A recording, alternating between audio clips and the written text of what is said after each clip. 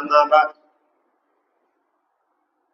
لقد قال الله تعالى في مكتب التنزيل القرآن المجيد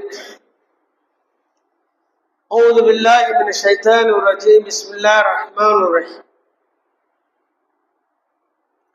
يا أيها الناس اتقوا ربكم الذي خلقكم من نفس واحدة وخلق منها زوجها وبث منهما رجالا كثيرا ونساء واتقوا الله الذي تساءلون به والأرحام إن الله كان عليكم رقيبا يا أيها الذين آمنوا اتقوا الله قولوا قولا سديدا ويصلح لكم أعمالكم ويغفر لكم ذنوبكم ومن يطع الله ورسوله فقد فاز فوزا عظيما يا أيها الذين آمنوا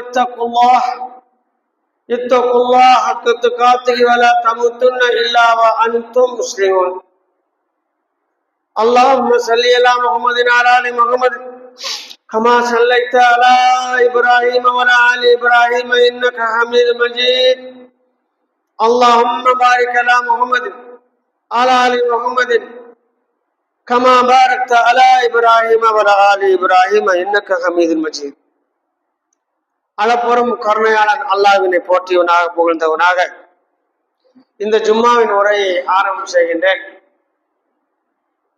அன்புக்குரிய சகோதரர்களே, அல்லாஹ்வின் நல்லடியார்களே, அல்லாஹ்வுடைய மாபெரும் கருணையினால் இன்னும் ஒரு சில தினங்களில் ரமலான் மாதத்தை நாம் அடைய இருக்கின்றோம்.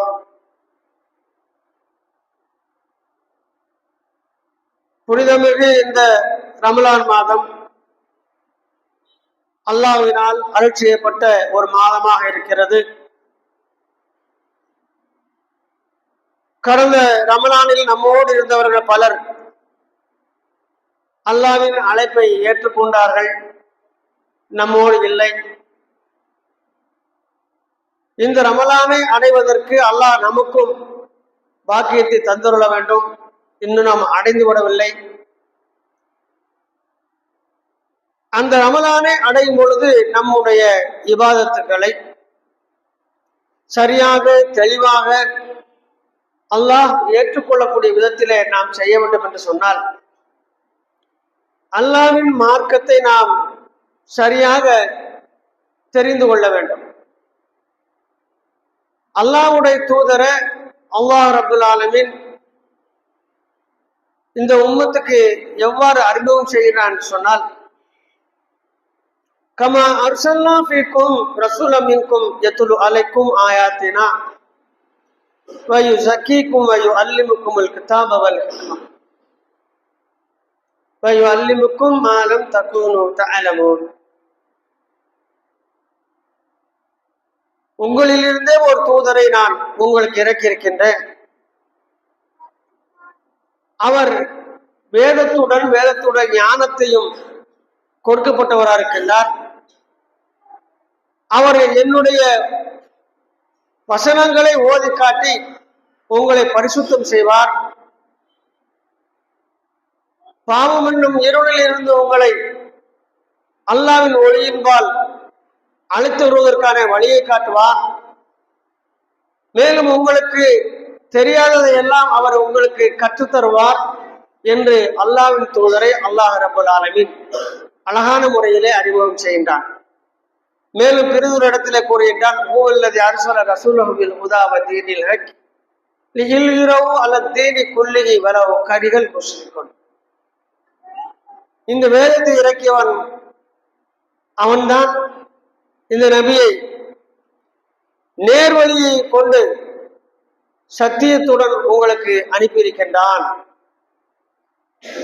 அல்லாஹ் ரப்புல் ஆலமீன் அல்லாஹ்வின் தூதரை அனுப்பும் பொழுது வேதத்தை கொடுத்து அனுப்பியிருக்கின்றேன். அந்த வேதத்தில் ஞானம் நிறைந்திருக்கிறது. அதன் மூலம் நீங்கள் பயன்பெறலாம். அதை கொண்டு உங்களை அவர் சுத்தப்படுத்துவார் என்றெல்லாம் வரிசையாக சொல்லுகின்ற இந்த வசனங்கள், இது போன்ற ஏராளமான வசனங்கள் இருந்தாலும் நாம் அல்லாஹ்வுடைய மார்க்கத்தை ஏற்றுக்கொண்டிருக்கின்றோம் என்பதில் எந்த விதமான மாற்று கருத்தும் இல்லை. ஆனால் எந்தவித மாற்றமும் இல்லை என்பதிலே மாற்று கருத்து இல்லை. அப்படியே தான் இருக்கிறோம். அல்லாஹ்வுடைய வேதத்தை நாம் எந்த அளவுக்கு தெரிந்து கொள்வதற்கு, படித்துக் கொள்வதற்கு, கற்றுக்கொள்வதற்கு ஆர்வமாக இருக்கின்றோம் என்று சொன்னால், அந்த சமூகத்தில் இந்த ஆர்வம் இருக்கிறதா என்ற கேள்விதான் வைக்கலாம் ஒழிய கொஞ்சம் இருக்கு நிறைய இருக்கு என்ற விடையளிக்கக்கூடிய இடத்துல இல்லை. எல்லோரும் பறந்து ஓடக்கூடிய, பொருளாதாரத்தை தேடி ஓடக்கூடிய இந்த உலகத்தில் அந்த மாயையில் முங்கியிருக்க பொருளாதாரம் தேவை இல்லாம நம்ம அடுத்தவங்கள்ட்ட கையெழுத்துக்கு நிற்க முடியாது.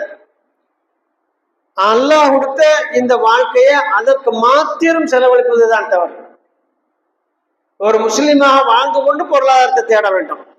கிடைத்த பொருளாதாரத்தை முஸ்லிமாக இருந்து கொண்டு செலவு செய்ய வேண்டும். இதுதான் அதில் உள்ள ஹிக்மா. அப்ப ஒவ்வொரு விஷயத்திற்கும் நாம் அந்த சட்டத்தையும் அந்த நெளிவு சுழிவுகளையும் நாம் தெரிந்து கொண்டால்தான் நமது வாழ்க்கையை, நமது அமல்களை சரியாக நாம் அமைத்துக் கொள்ள முடியும். அதனாலதான் அல்லாஹ் ரப்பல் ஆலமீன் நிறைய இடத்துல இந்த வேதத்தை சொல்லும் பொழுது இது ஞானம் மிக்கவனிடம் இருந்து வந்திருக்கிறது. இந்த வேதம் அல்லாஹ்வினால் அருள் செய்யப்பட்ட வேதம். இந்த வேதம் இறுதி வேதம். இந்த வேதம் எல்லா மார்க்கங்களையும், எல்லா மற்ற இதற்கு முன்னால் வந்த வேதங்களையும் மேய்க்கக்கூடிய முழுமையான சட்டத்திட்டங்கள் அடங்கிய வேதம் என்றெல்லாம் அல்லாஹ் ரப்பல் ஆலமீன் குர்ஆனில் அதிகமான இடங்களை சொல்லி காட்டிக்கிட்டே வரோம். நம்ம குர்ஆனை படிக்கக்கூடியவங்களா இருக்கிறோம். ஆனா அதை சரியாக புரிந்து கொண்டு பயன்படுவோமான்னு கேட்டா இல்லை. அதுதான் முக்கியமான விஷயம். அப்ப அல்லாஹ் ரப்பல் ஆலமீன் இந்த குர்ஆனை பற்றி சொல்லும் பொழுது, இந்த குர்ஆனை யார் சரியாக பயன்படுத்திக் கொள்வார்களோ அவர்களுக்கு மறுமையில மிகப்பெரிய நற்கூலி இருக்கிறது. அல்லாஹ் ரப்பல் ஆலமீன் மறுமையில எவ்வளவோ விசாரணை விசாரிப்பான். அதுல ஒரு விசாரணை என்ன அப்படின்னா, என்னோட வேதமாகிய குர்ஆனை நீ எவ்வாறு பயன்படுத்தினாய் என்ற ஒரு கேள்வி இருக்கு. இந்த கேள்விக்கு நம்ம என்ன பதில் வைத்திருக்கின்றோம்? அல்லாஹ் நம்மளை விசாரிப்பான் தெரியும். நமக்கு ஒரு 4 கேள்வியை மட்டும் சொல்லி வச்சிருக்கிறோம், அவ்வளவுதான். இதெல்லாம் நீ எவ்வாறு சம்பாதித்த, எவ்வாறு செலவழிச்ச, நீ எப்படி இந்த உலகத்துல வாழ்ந்த என்று 4 கேள்வி மட்டும் சொல்லி இல்லை. அல்லாஹ் ஒவ்வொரு விஷயத்தை பற்றி கேள்வி கேட்பான். அதில் ஒரு கேள்வி, உன்னுடைய இளமை பருவத்தை எப்படி கழித்தாய், உனது ஆயுள் முழுவதும் எப்படி கழித்தாய் என்ற வரிசையா கேட்டு வரும் பொழுது, உங்களுக்கு இறக்கிய இந்த வேதத்தை குர்ஆனை நீ எவ்வாறு பயன்படுத்தி கொண்டாய் என்று அல்லாஹ் ரப்பல் ஆலமீன் கேட்பான். நம்ம குர்ஆனை எப்படி பயன்படுத்தி இருக்கிறோம் என்று நாம் தெளிவாக கேட்டோம்னா ஒரே பதில் தான், தொழுகைக்கு மட்டும் பயன்படுத்தும். 5 வேளை தொழுகை கடமையாதுக்கு முன்னாலே என்ன செஞ்சிருச்சு, குர்ஆன் இறங்கிருச்சு. குர்ஆன் இறங்க ஆரம்பிச்சதுக்கு அப்புறம் தான் தொழுகையே கடமையாகும். அப்ப குர்ஆன் என்பது நம்முடைய வாழ்க்கையை சீர்திருத்தக்கூடியது. அதுல 2 பாகம் இருக்கு. ஒன்று, அல்லாஹ் என்றால் யார், அல்லாஹ்வுக்கு இணை வைக்கக் கூடாது என்ற, அல்லாஹ்வுக்கு இணை வைக்கக்கூடிய காரியத்தை சொல்லக்கூடிய ஒரு பாகமும், அல்லாஹ்விடத்திலே ஒரு அடியான் தான் செய்த பாவங்களுக்காக பாவ மன்னிப்பு கோர ஒரு பகுதியும் இருக்கிறது. அப்ப இந்த ரமலான்ல நாம அதிகமா பாவ மன்னிப்பு கோர பதிவா இருக்கிறோம். இது இந்த வேதத்துல நாம எடுக்கக்கூடிய விஷயங்களில் ஒன்று. ஒருமுறை மெம்பரில் ஜும்மாவு தினத்தில அல்லாஹ் தூதர் அந்த படியில ஏறுவதற்காக நிற்கும் பொழுது ஆமீன் என்றார்கள். 2வது படியிலும் ஆமீன் என்றார்கள். 3வது படியிலும் ஆமீன் என்று சொல்லிவிட்டு ஏறி அவர்கள் ஜும்மாவினுடைய அந்த குத்பாவை முடித்துவார்கள். நபித்தோழர் கேட்டார்கள், அல்லாஹ் தூதர் இதுக்கு முன்னால நீங்க என்ன செய்யல, இந்த மாதிரி எப்பவுமே ஆமீன் சொல்லலையே, இன்னைக்கு மட்டும் திடீர்னு சொன்னீங்களேன்னு. நான் மெம்பர்ல ஏறும்போது ஜிப்ரைல் வருகை தந்தார்.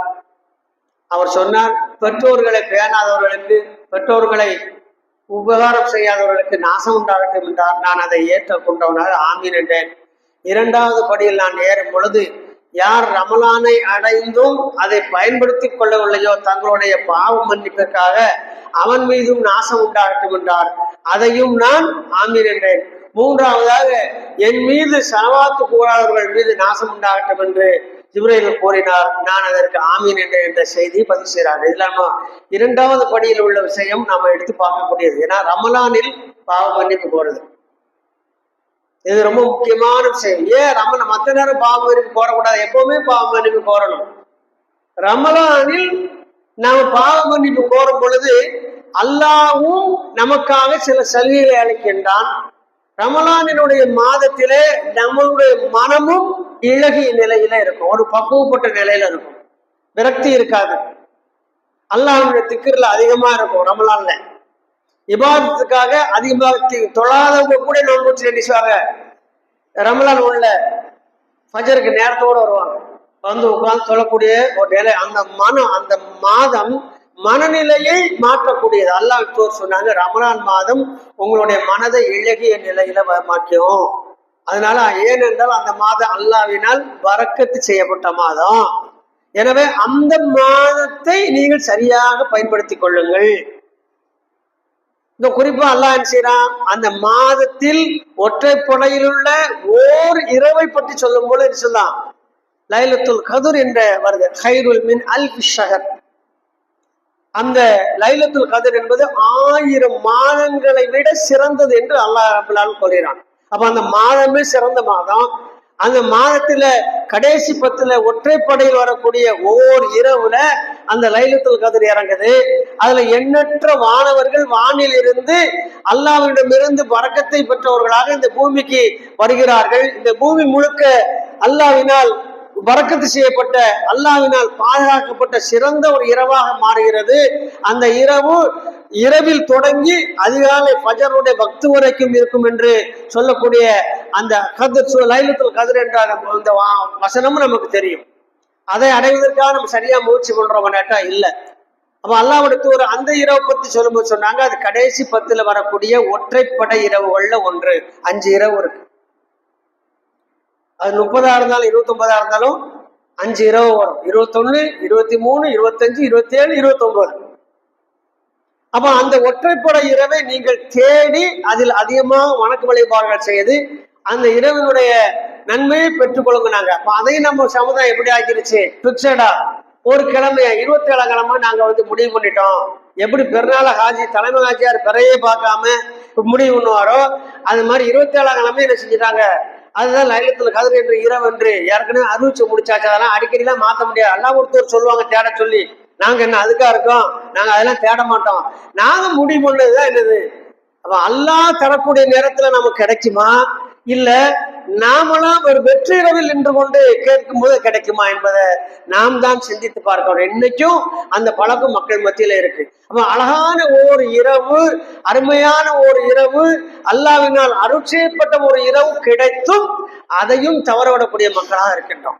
அப்ப நாம என்ன பண்ணணும்னா, நமக்கு எது ஒற்றப்பட பிரச்சனை இருக்கு. ஏன்னா ஒவ்வொரு நாட்டுக்கும் ஒவ்வொரு மாதிரி பிறகுகள் இருக்கு. அதனால இறுதியான 10 நாட்கள்ல சேர்த்து தேட ஆரம்பிச்சுட்டா அந்த இரவு நம்ம விட்டு செய்யாது, தப்பிப்பதற்கு வாய்ப்பே இல்லை. நாம் அதை அடைந்தே தீருவோம். அப்ப அப்பேற்பட்ட ஒரு அழகான ஒரு இரவு இந்த மாதத்தில் தான் இருக்கிறது.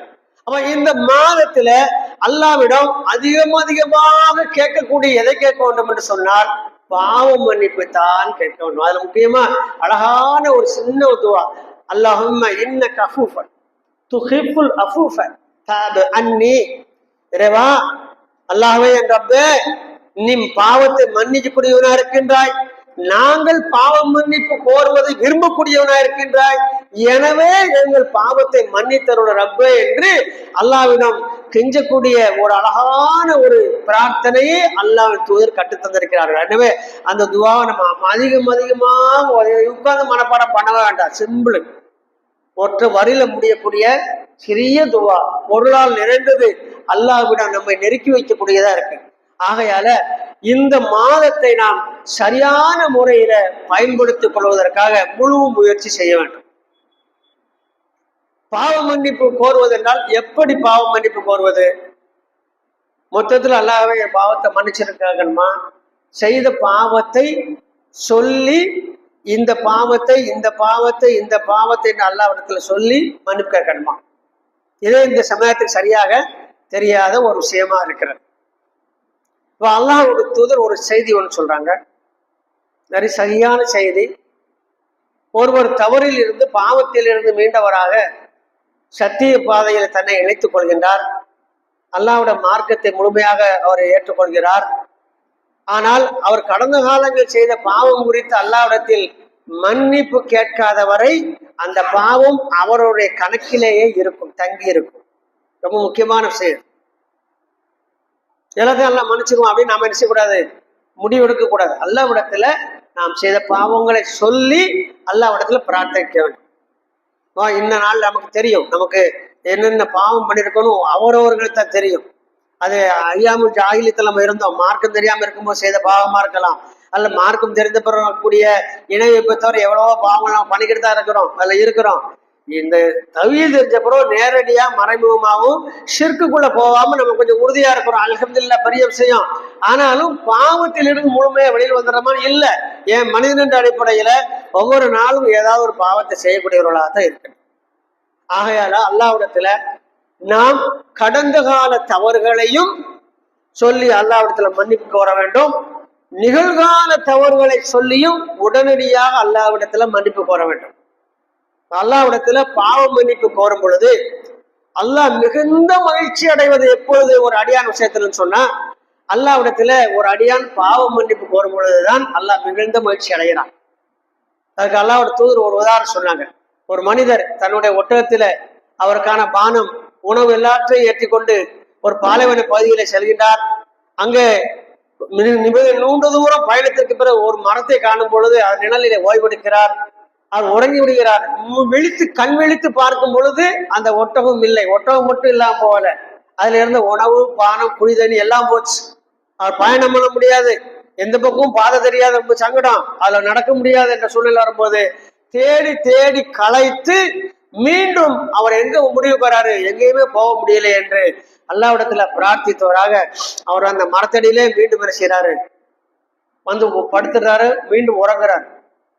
அவர் மீண்டும் கண் விழிக்கும் பொழுது எப்படி முதல்ல ஒட்டகம் காணா போச்சோ அதே மாதிரி அந்த இடத்துல மீண்டும் வந்து நிக்குது. அதை பார்த்த உடனே அல்லாஹ்வுக்கு நன்றி சொல்கிறார் மகிழ்ச்சியுடனே. அப்ப எப்படி இருக்கும்னா, உயிர் அது ஒட்டகம் மட்டும் கிடைக்கல, அவருக்கு போன வாழ்க்கையும் உயிரும் திரும்பி வந்திருக்கு, அந்த மகிழ்ச்சி அடைவார். அல்லாஹ் ரப்புல் ஆலமீன் அல்லாஹ்வின் அடியாருடைய விஷயத்துல அவன் அல்லாஹ்விடத்துல பாவம் மன்னிப்பு கோரும் பொழுது மிகுந்த மகிழ்ச்சி அடைகின்றான். அப்ப நமக்கு ஒரு தருணம் இருக்கு, இழந்தது கிடைக்காது என்ற சூழ்நிலையில கிடைத்து விட்ட போது கிடைப்பது சந்தோஷம் போல அல்லாஹ் அடியான விஷயத்தில் மகிழ்ச்சி அடைவதற்கான தருணம் எது என்றால் அல்லாஹ்விடத்தில் அவன் பாவ மன்னிப்பு கோரும் பொழுதுதான். அப்ப அல்லாஹ்விடத்துல பாவ மன்னிப்பு கோரும்போது மன்றாடி கேட்க வேண்டும், செய்த தவறை ஒத்துக்கொண்டு கேட்க வேண்டும். நீ மன்னிக்காவிட்டால் நான் நஷ்டமடைந்து விடுவேன் ரப்பே என்று கேட்க வேண்டும். நீ அருள் செய்யாவிட்டால் நான் நஷ்டமடைந்து விடுவேன், அழிந்து விடுவேன் என்று கேட்க வேண்டும். நீ மன்னிக்காவிட்டால் யார் எங்களை மன்னிப்பார், வேறு யாரும் இல்லையே என்று அல்லாஹ்விடத்துல கேட்க வேண்டும். நாங்கள் மரணித்த பிறகும் உன்னிடத்தில் தானே மீண்டு வரப்போகின்றோம், உன் முன்னால் தான் நிற்க போகின்றோம், உன்னிடம் கேட்காமல் நான் யாரிடம் கேட்க வேண்டும் என்றெல்லாம் அந்த மன்னிப்பை அல்லாஹ்விடத்துல நாம் கெஞ்சும் துணியில் அழகான முறையில உள்ளமுறையை கேட்க வேண்டும். அப்படி கேட்கும் பொழுது நம்ம அறியாமல் கண்களில நீர் திவலைகள் வரும் கண்ணுல, அதுதான் அல்லாஹ்விடத்துல நம்ம கொண்டு சேர்க்கக்கூடிய மிகப்பெரிய விஷயம். அல்லாஹ்வின் தூதர் சொன்ன அந்த செய்தியும் இதோடு சேர்த்து சொல்லி முதல் உரையை நிறைவு செய்யணும். அல்லாஹ்வுடைய தூதர் சொன்னாங்க, அல்லாஹ்விடத்துல மிகவும் மதிப்புக்குரிய 2 துளிகள் உண்டு தெரியுமா என்று கேட்கும்போது, அல்லாஹ்வின் தூதரே அது என்ன என்று சஹாபா பெருமக்கள் கேட்கும் பொழுது, ஒன்று அல்லாஹ்வின் பாதையில் சிந்தக்கூடிய இரத்த துளி, இன்னொன்று ஒரு மனிதன் தனிமையில் அமர்ந்து அல்லாஹ்விடத்திலே கண்ணீர் வைக்கக்கூடிய கண்ணீர் துளி என்றார்கள். எனவே அதற்கேற்ற நேரம் நமக்கு வந்து கொண்டிருக்கிறது, நாம் அதை சரியாக பயன்படுத்த வேண்டும் என்று எனக்கும் உங்களுக்கும் நினைவூட்டுவனாக முதல் உரையை நிறைவு செய்கின்றேன். வாஹிர் தௌபானா அனில் ஹம்துலில்லாஹி ரப்பில் ஆலமீன். அஸ்ஸலாமு அலைக்கும் வரஹ்மத்துல்லாஹி வபரகாத்துஹு.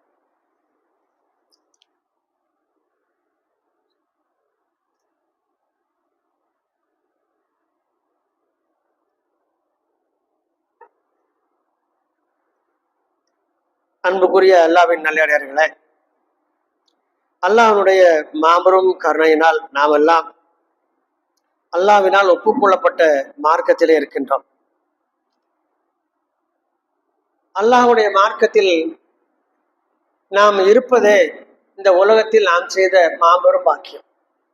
அல்லாஹ் இந்த உலகத்தில் உள்ள அத்தனை செல்வங்களை கொடுத்து ஹிதாயத்து கொடுக்கவில்லை என்றால் காபிராக வாழ்ந்தோம் என்று சொன்னால் அப்படி வாழ்ந்து கொண்டு இருக்கிறதார்களே.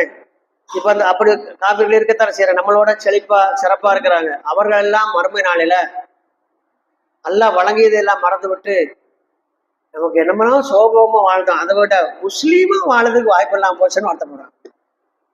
ரொம்ப கவனிக்க வேண்டிய இடம். இதெல்லாம் குரான்ல சொல்லி தரக்கூடிய இடம்.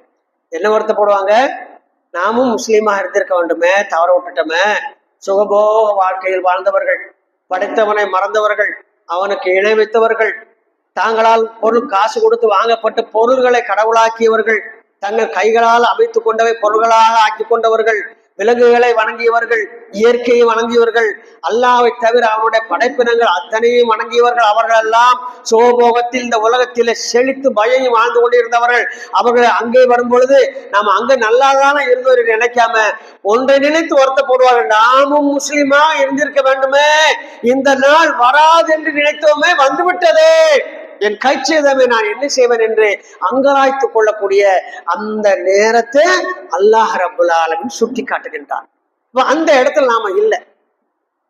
நம்ம சில விஷயத்தை பிரிச்சு பார்த்தா தான் நம்ம எந்த இடத்துல இல்ல, சோபோகம் அனுபவிக்கக்கூடிய, அல்லாஹ்வுக்கு இணை வைக்கக்கூடிய, காஃபிராகவோ முஷ்ரிக்காகவோ இல்ல. அல்ஹம்துலில்லாஹ், எது நம்மிடம் இருக்கிறதோ அதை கொண்டு திருப்தி அடைந்தவர்களாக அல்லாஹ் நேர்வழி காட்டிய, நேர்வழி கிடைத்த ஒரு மூமினாக இருக்கின்றோம். நேர்வழி கிடைச்சிருச்சு. இங்கதான் நம்ம தவறு பண்ணக்கூடிய இடம். நேர்வழி நம்ம கிடைச்சிருச்சு, பயன்படுத்தி இருக்கின்றோமா? அவன் நேர்வழி கிடைக்கலையே, கிடைச்சிருந்தா பயன்படுத்தி இருக்கலாம, முஸ்லீம் வருத்தப்படுதான். நமக்கு கிடைச்சிருக்கு, பயன்படுத்தி இருக்கின்றோமா? இதுதான் கேள்வி. இப்போ உங்களுக்கு ரொம்ப பயங்கரமான ஒரு பசியில் ஒருத்தர் வாராரு, அவர் பசி மயக்கத்துல வராரு, அவருக்கு உணவு பொட்டத்தை கொடுக்கும். அவர் என்ன பண்ணுவாரு? ஏமா பிரிச்சு சாப்பிடுவாரு. இது உணவு விஷயத்துல சரி. அது மாதிரி ஒருத்தர் பாவத்தில் உழண்டு நரகத்திற்கு போகக்கூடிய நேரத்துல இருக்கிற நேரத்துல அல்லாஹ் அவனுக்கு சொர்க்கத்திற்கு போகக்கூடிய அந்த ஹிதாயத்தை கொடுக்கும். அப்ப அது என்ன செய்யணும்? உணவை உட்கொள்வது போல, பயன்படுத்தி கொண்டது போல அவன் இந்த நேர்வழியை பயன்படுத்தி கொள்ள வேண்டும். நேர்வழி கிடைச்சிருச்சு, பயன்படுத்தினாதான் பலன். இப்ப உணவு கிடைச்சிருச்சு, சாப்பிட்டாரு, பலம் கிடைச்சிருச்சு. அப்ப சாப்பாடு கிடைச்சிருச்சு சொல்லி அந்த உணவு வச்சுக்கிட்டே இருந்தா என்ன ஆகும்? 2-3 மணி நேரம் கழிச்சு ஊசி போய் கெட்டு போகும்.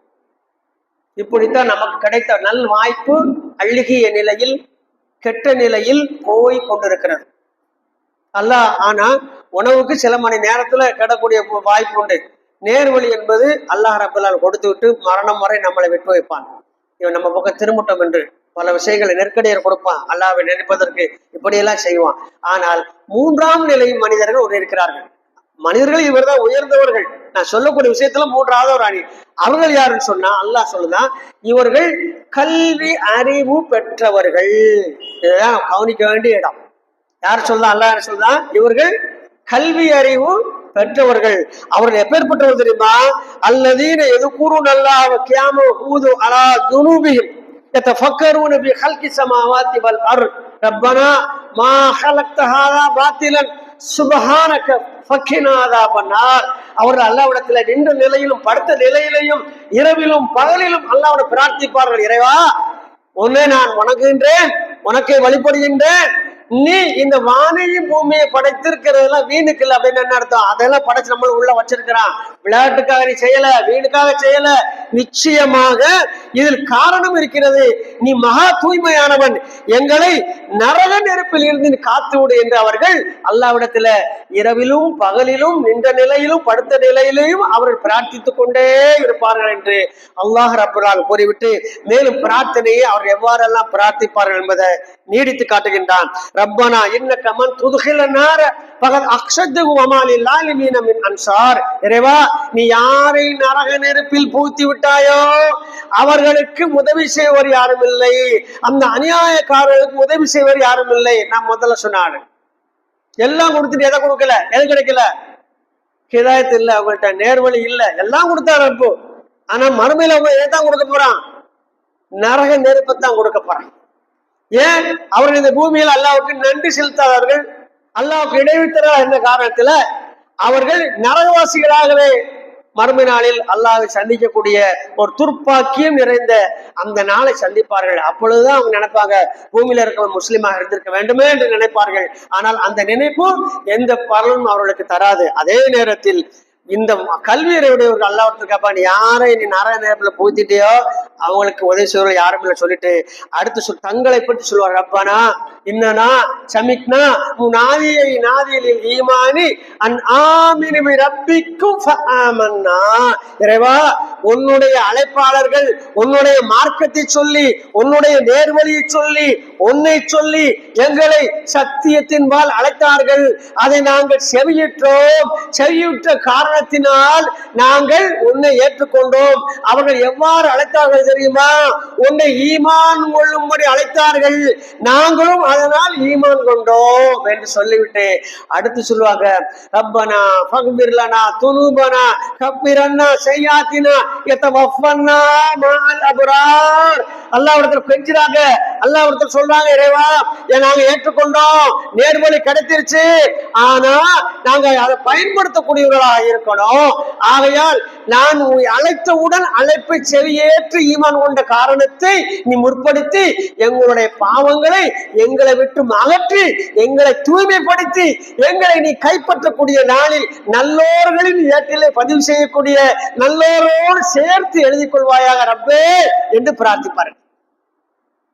பிரார்த்தனுடைய அந்த அர்த்தத்தை பாருங்க. இது அல்லாஹ் பதிவு செய்யக்கூடிய வசனம். இப்படித்தான் பிரார்த்திப்பார்கள் என்று அல்லாஹ் ரப்பல் ஆலமீன் கூறுகின்றான். அப்ப இந்த மாதிரி நமக்கு அல்லாஹ்விடத்துல பிரார்த்தனையை நாம கேட்க வேண்டும். இப்ப நாமளும் ஒரு நேரத்துல எப்படி இருந்தோம்? எடுத்த பியூரோவா பிறந்தோம், எடுத்த உடனே தகுதியில இருந்தோம். நம்மளாம் எவ்வளவு லேட்டா தொழுகை எடுத்திருப்போம். 10 வருஷத்துல எடுத்தோம், 15ல எடுத்தோம் இல்ல. அதுக்கான ஒவ்வொருத்தருக்கும் ஒரு காலகட்டம் இருந்தது. 20க்கு மேல எடுத்தவங்க, 25க்கு மேல எடுத்தவங்க, 30க்கு மேல எடுத்தவங்க எல்லாம் உண்டு. தொழுகைய ரொம்ப தாமதமா எடுத்திருப்போம். என்ன மேட்டர் என்னன்னா, நேர்வழி நமக்கு அப்பதான் நம்ம தெரிஞ்சு உள்ள வந்திருக்கிறோம் என்பதை நாம் பார்த்து கொள்ள வேண்டும். ஆகையால எப்போ நமக்கு கிடைச்சதோ நேர்வழி, அப்போதுல இருந்து அல்லாஹ்விடத்துல இப்படி ஒரு மன்றாடலை நாம் கேட்டிருக்கின்றோமா? நீ பொருந்தி கொள்ளப்பட்ட நிலையில எங்களை கைப்பற்று. அப்போ அந்த பாக்கியம் யாருக்கு கிடைக்கும்? அல்லாஹ்வை பொருந்தி கொள்ளக்கூடிய நிலையில யார் இந்த பூமியில வாழுகின்றார்களோ அவர்களுக்கு தான் அந்த பாக்கியம் கிடைக்கும். ரொம்ப சிம்பிளா விளைவிக்கிறான். ஆகையால அல்லாஹ் பொருந்தி கொள்ள வேண்டும் என்று சொன்னார். அதற்கு தகுந்த வாழ்க்கையில நாம் இருக்கின்றோமா என்பது கேட்க வேண்டும். இறுதியாக அவர்கள் இன்னொரு விஷயத்தை கேட்கிறாங்க. ரப்பனா ஆத்தினா மா வாதத்தனா அலா ருசூலிக்க வலா துக்ஸினா யௌமல் கியாமா. இறைவா, உன்னுடைய தூதர் இறை தூதர் பூமியில நிறைய வந்திருக்காங்க. எல்லாரும் வாக்களிச்சது ஒண்ணுதான். எல்லா இறை தூதர்கள் சொன்ன செய்தி ஒண்ணுதான். அவங்க அல்லாஹ்வின் புறத்திலிருந்து வாக்காக கொடுத்த வாக்குறுதி ஒண்ணுதான். என்னது? அல்லாஹ்வுக்கு இணை வைக்காமல் நன்றியோடு நடந்து கொண்ட நல்லடியார்களுக்கு சுப செய்தி சுவனம். அதை நீங்கள் தந்துடுறப்ப எப்படி கேட்கிறாங்க? ஒரு தூதர் மூலமாக எதை நீ வாக்களித்தாயோ அதை தந்துரு. அப்படி இல்லாம மறுமை நாளில் எங்களை இழிவுபடுத்தி விடாது, கேவலப்படுத்திடாத, நாங்க தாங்க மாட்டோம் என்று சொல்லிவிட்டு அல்லாஹ் நினைச்சாங்க, நிச்சயமாக நீ வாக்குறுதி மீறுவோன் அல்ல என்ற வார்த்தையும் சொல்லாங்க. இன்னக்கலா துஹ்லிஃபுல் மிஆத், நீ நிச்சயமாக வாக்குறுதி மாறுவோன் அல்ல. நீ எதை வாக்குறுதி கொடுத்தாயோ அதன்படி நாங்கள் நடந்து கொண்டால் அதன்படி நீ நிறைவேற்றக்கூடியவராக இருக்கின்றா என்று அல்லாஹ்விடத்துல மன்றாடுவாங்க. எனவே இந்த பிரார்த்தனையில மனசுல வச்சு வரக்கூடிய நோன்புல அல்லாஹ்விடத்துல செய்த தவறுகளை ஒரு பக்கம் ஒப்பு கொடுக்க வேண்டும். மீண்டும் தவறுகளின் பக்கம் செல்லாமல் இருப்பதற்காக அல்லாஹ்விடத்துல அந்த பாதுகாப்பை தேட வேண்டும். அல்லாஹ்வுடைய மார்க்கத்தை தெரிந்து கொள்வதற்காக மார்க்க அறிவை நாம் கேட்க வேண்டும். இவையெல்லாம் இருந்தால்தான் முஸ்லீம் என்று நாம் சொல்லக்கூடிய நாம் நமக்கு கிடைத்த ஹிதாயத்தை பயன்படுத்தி கொண்டதற்கான அர்த்தமாக அமையும். இல்லை என்றால் எல்லாம் கடைசியில எதுவுமே இல்லாமல் ஆனது போல மறுமையில் நஷ்டவாளிகளாக நிற்கக்கூடிய துர்ப்பாக்கிய நிலைமை நம்மில் யாருக்கும் ஏற்பட்டுவிடக் கூடாது. எனவே வரக்கூடிய ரமலான் மாதத்தை நாம் சரியான முறையிலே அல்லாஹ்வை நெருங்குவதற்காக பயன்படுத்திக் கொள்ள வேண்டும். எல்லாம் அல்லாஹ் ரப்புல் ஆலமீன் அல்லாஹ்வின் அருள்கூடிய இந்த மஜ்லிஸிலே எதை நாம் நினைவுறினோமோ, எதை பகிர்ந்து கொண்டோமோ, நான் எதை சொன்னேனோ, எதை நீங்கள் செவியுற்றீர்களோ அதன்படி அமர்வு செய்யக்கூடிய அல்லாஹ்வின் அருளுக்காக இயங்கக்கூடிய அல்லாஹ்வுடைய மன்னிப்புக்காக இயங்கக்கூடிய மக்களில் உள்ளவராக நம் அனைவரையும் ஆக்கியுள்ள வேண்டும். இறுதியாக ஒரே ஒரு வரியை நான் கூறியவன் நான் நிறைவு செய்கிறேன். அல்லாஹ் கூறுகின்றான், காலந்தாமதுக்கு எதுவுமே கூடாது. அருள் இறுதியாக மனசு பதிவு வச்சுக்கிட்டு அல்லாஹ்வுடைய மன்னிப்பின் பக்கமும் சொர்க்கத்தின் பக்கம் விரைந்து வாருங்கள், விரைந்து வாருங்கள். நோம்பு வரட்டும், இந்த பணியை இப்பவுமே தொடங்கணும். நோன்பு உறங்கி நம்ம இருப்போங்கிறதுக்கு எந்த உத்தரவாதம் இல்லை. அதனால எப்பொழுது ஒரு செய்தி கிடைத்து விட்டதோ உடனடியாக யார் அமல் செய்கின்றார்களோ அது அமல்களிலே மிக உயர்ந்த தரத்தில் உள்ளது. ரொம்ப முக்கியமான விஷயம். நமக்கு ஒரு செய்தி கிடைச்சிருச்சு, ஆஹா இவ்வளவு நாள் விஷயம் தெரியாம போச்சுன்னு நினைக்கிறோம். எங்கேயாவது நம்ம இந்த உலக விஷயத்துல, பண விஷயத்துல, வேலை வாய்ப்பு விஷயத்துல கிடைக்கும் பொழுது இவ்வளவு நாள் தெரியாம போச்ச, நம்ம நல்ல ஜாப் இருந்திருக்கு, நம்ம டைப் பண்ணிருக்கலாம், வருத்தம் தான் அடைவோம். ஆனா எங்கேயாவது நன்மை தவறு விட்டதுக்கு வருத்தம் அடைகிறோமா? ஒரு நாளுக்கு எந்த பணியும் இல்லாம அல்லாஹ்வுடைய திக்ரே இல்லாம கழிச்சதுக்கு வருத்தப்படுறதுமான இல்ல. என்ன காரணம் கேட்டா, நாம ஹிதாயத்தை வாங்கி பத்திரமாக வைத்திருக்கின்றோம், பயன்படுத்த ஆரம்பிக்கவில்லை. அதை பயன்படுத்தாதவரை நாம் பயன்படுத்தவர்கள் ஆக முடியாது. மூமின்களின் அந்தஸ்துக்கு நாம் உயர முடியாது, நகர முடியாது. எனவே இப்பொழுது இந்த களத்தில் இருந்து நாம் செய்த பாவங்களுக்கு அல்லாஹ்விடத்தில் பாவ மன்னிப்பு கோருவர்களாக, கோரிக்கொண்டவர்களாகவே ரமலானை அடைவோம். அந்த ரமலான் நிச்சயமாக நமக்கு பயன் தரக்கூடியதாக அமையும் என்று அல்லாஹ்வின் மீது ஆதரவு வைத்து நான் நிறைவு செய்கின்றேன். வாஹிரு தௌவானா அனில் ஹம்துலில்லாஹி ரப்பில் ஆலமீன். அஸ்ஸலாமு அலைக்கும் வரஹ்மத்துல்லாஹி வபரகாத்துஹு.